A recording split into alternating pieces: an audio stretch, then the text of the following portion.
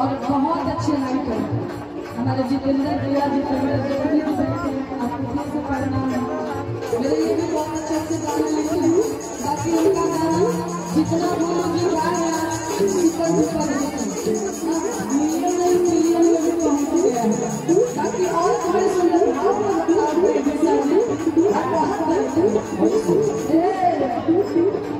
जब पहला से घरवाना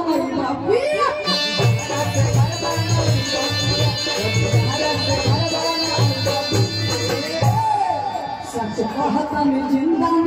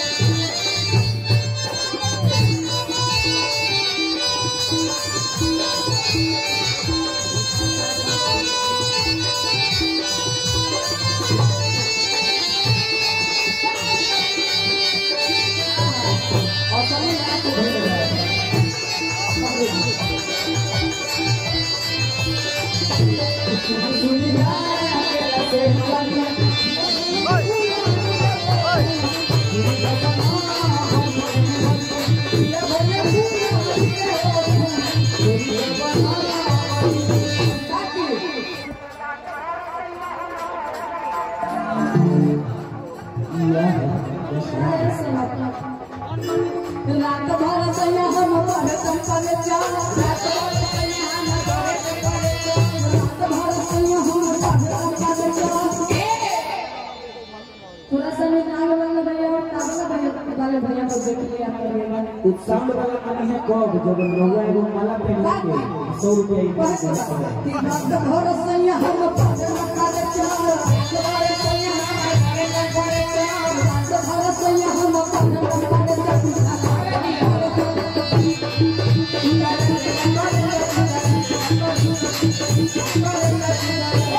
इनका एक बड़ा स्टाइल हमको अच्छा लगता है तभी पैर उठा के मारते हैं ऐसे पैर उठा के रात भर सैया हम पढ़े पर चल रात भर सैया हम पढ़े पर चल रात भर सैया हम पढ़े पर चल अरे दिया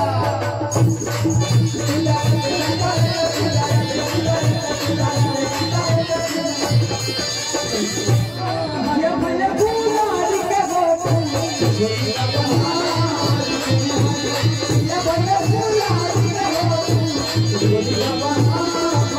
बाकी यही में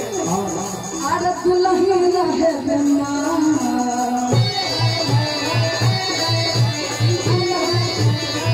आदत दुल्हन रहे बेमान मेरा हुआ सकल रहे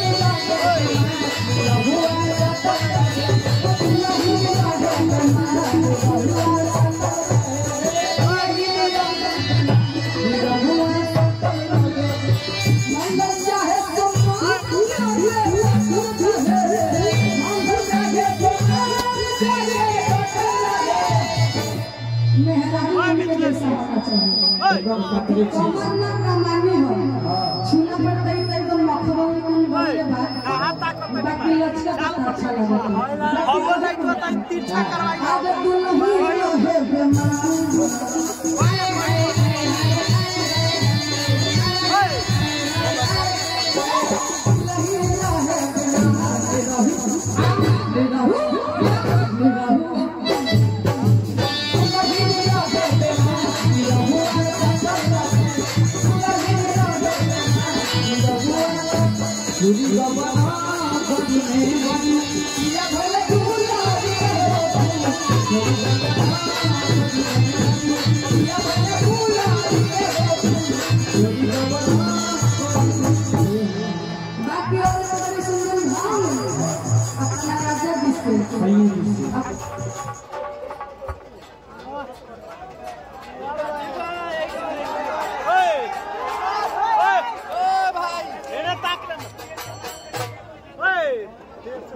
लामा मारल बा घुमा दो ओकरा के थोड़ा सा हां बहुत तेज से मारल घूमी ना